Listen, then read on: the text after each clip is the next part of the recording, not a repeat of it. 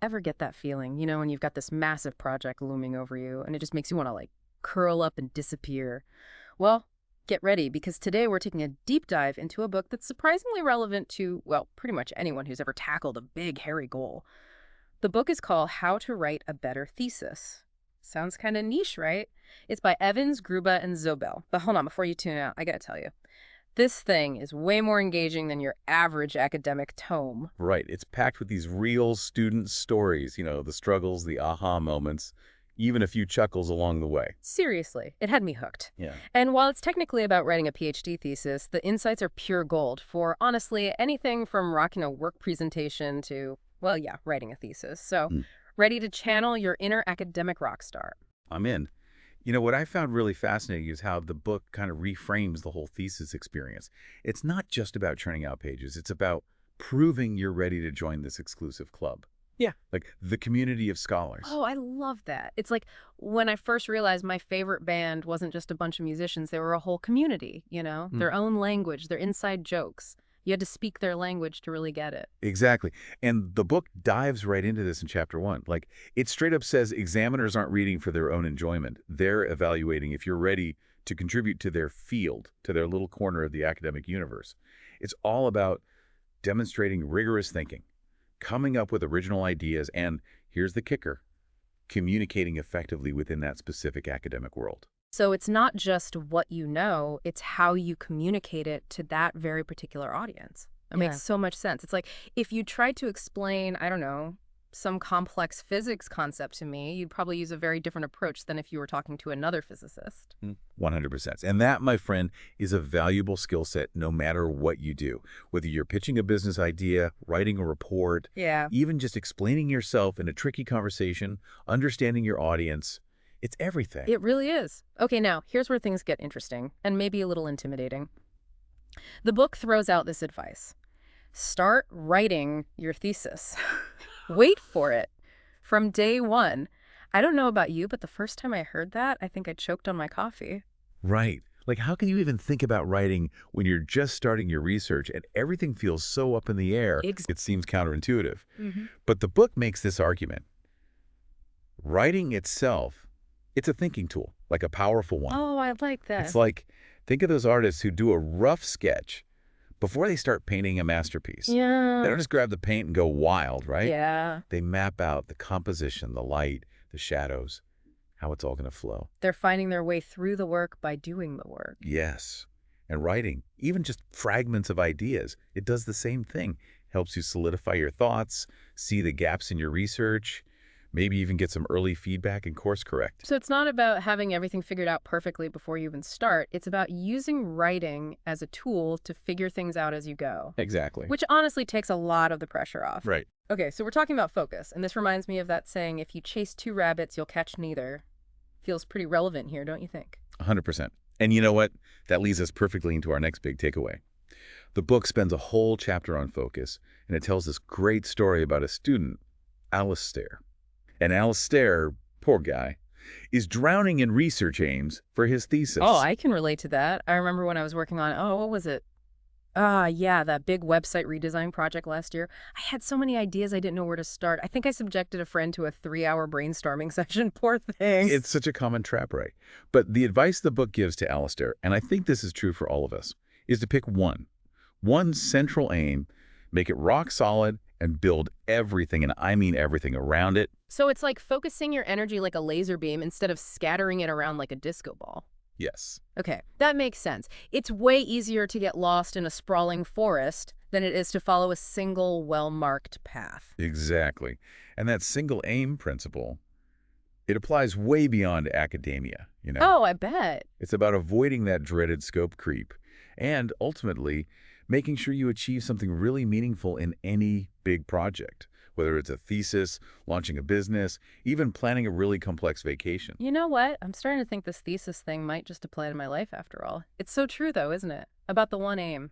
I feel like so many of us were guilty of spreading ourselves too thin. Oh, absolutely. And, speaking of spreading things a little too thin, let's talk about the results chapter. Oh, the dreaded results chapter. Right.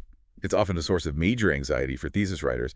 But the book makes this really important point, which is it's not just about dumping all your data on the reader. Yeah, no one wants to drown in a sea of numbers and charts and graphs. Exactly. The book uses examples like they talk about this one student, Don, who was doing a food study, and he had like mountains of data on people's eating habits, what they ate, when they ate, how much. Oh my God. It was overwhelming. And then there was Di, who was dealing with these like incredible complex chemistry findings. And the book makes this point. You have to be strategic.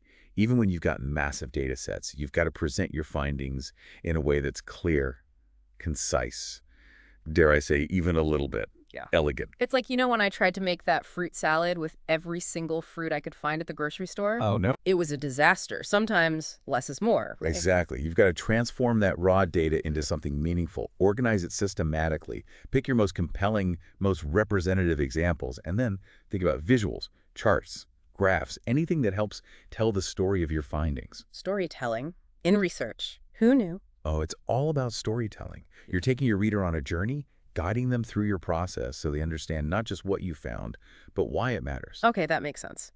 So you've presented your amazing results. Now it's time for the grand finale, the discussion chapter. This is where you really get to interpret what you found, right? It is.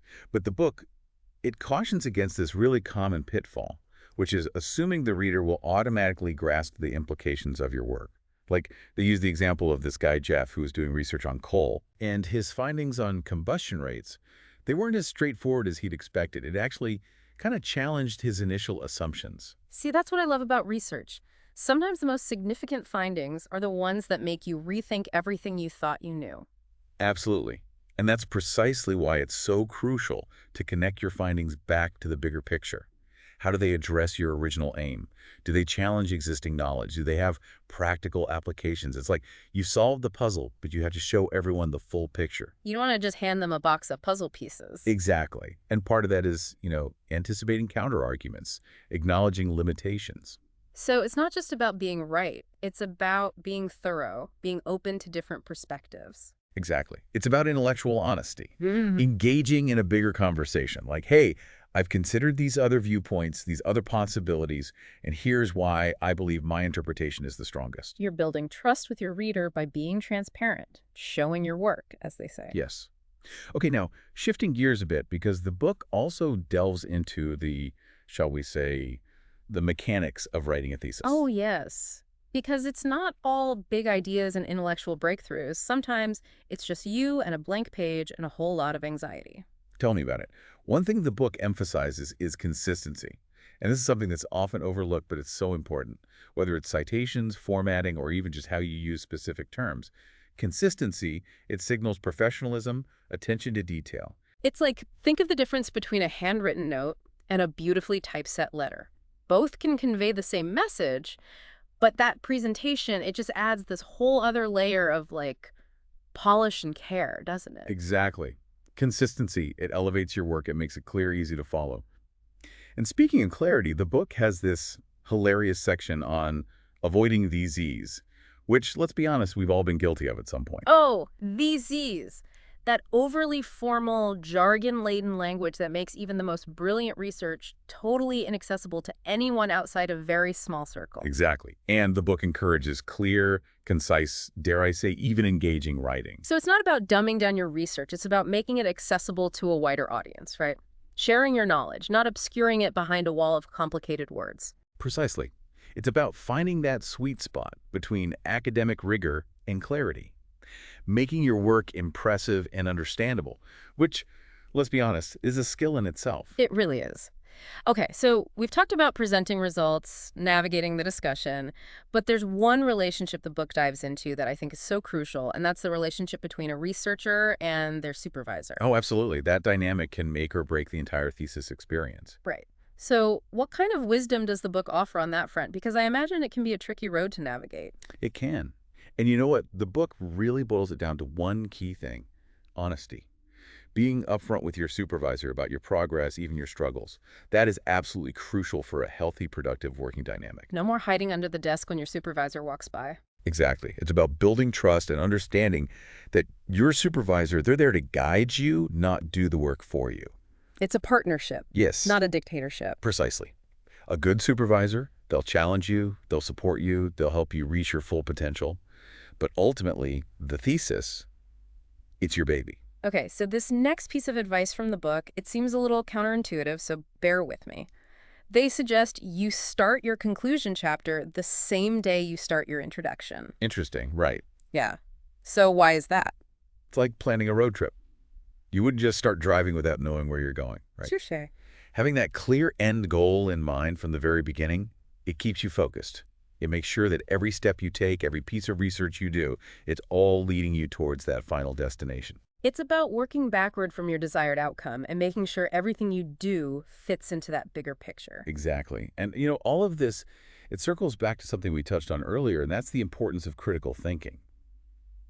And this is where things get really interesting, because the book makes it clear. Critical thinking, it's not just about poking holes in other people's research. Right. It's about questioning your own assumptions, Oh, interesting. considering alternative explanations, Yeah. constantly striving for deeper, more nuanced understanding of your topic. So it's not about being cynical. It's about being an active and engaged thinker, constantly questioning, evaluating, and refining your own ideas. Yes. And the book, it actually suggests we read like an examiner, Ah, how interesting. like approaching every piece of research with this discerning eye. Asking those tough questions. Are these methods sound? Is the evidence strong enough? Does the argument hold up to scrutiny? It's like this quote I love. It goes, "Believe nothing no matter where you read it or who said it, even if I said it, unless it agrees with your own reason and your own common sense." Ooh, I like that. Great. Yeah. And, the book also talks about the importance of actually seeking out opposing viewpoints, which can be uncomfortable, right? Very. So why is that so important? If you're confident in your own argument, why go looking for trouble? Because it makes your work stronger, trust me. It's like, imagine a lawyer preparing for a trial. They wouldn't go in there blind to the opposing counsel's arguments. That's a good point. Exposing yourself to those different perspectives, it helps you prepare for potential critiques. It ensures your thesis is as strong as it can possibly be. And it shows that you're not afraid of a little intellectual sparring. Exactly. You're confident enough to engage with those opposing viewpoints.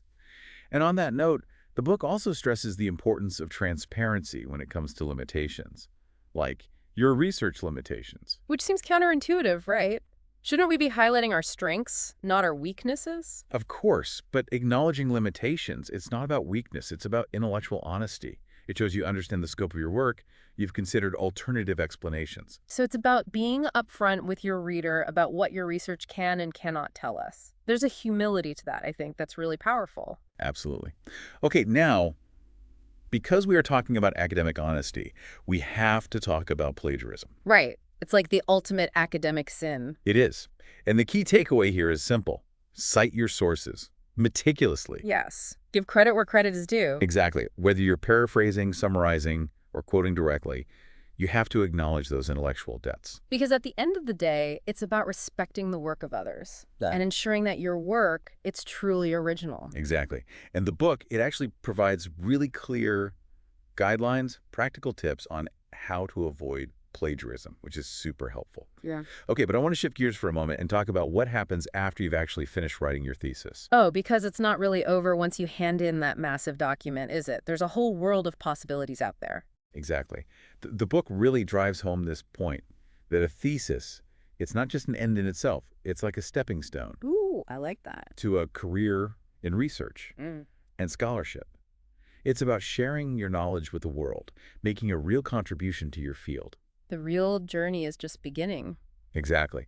And the book, it gives you guidance on everything from like how to get published to presenting at conferences to networking even. Oh, networking. Don't even get me started on networking. It can feel like a whole other beast to conquer. Oh, tell me about it. But the book does a nice job of demystifying it a little bit. Okay, good. And I love this phrase they use. They talk about finding your voice as a researcher. Finding your voice, what does that even mean? It's about, developing your own unique perspective, your own style of communication, figuring out what your strengths are, your interests, and then finding ways to contribute meaningfully to your field. Carving out your own little niche in the academic world. That's kind of exciting when you put it that way. It is exciting. It's a journey. It's lifelong learning, constant discovery. The book also offers advice on transitioning from the role of student to the role of colleague. Okay, because that's a big shift, right? Huge. It's about recognizing that you're now a member of this community of scholars. And with that comes a certain responsibility to contribute to the advancement of knowledge. So it's about finding mentors, collaborating with others, continuing to develop your skills. Exactly. Embracing the challenges and the rewards of a career in research, which, let's be honest, it's not always easy. Definitely not. But it can be incredibly exciting and fulfilling. And I think, we've covered so much ground in this deep dive, from those very first terrifying pages of a thesis to the lifelong journey of being a researcher. But I want to circle back to something we discussed earlier because it feels particularly relevant right now, and that's the importance of critical thinking. It is essential. The book stresses this throughout, but I'm curious to hear your thoughts on what that means, like, beyond academia.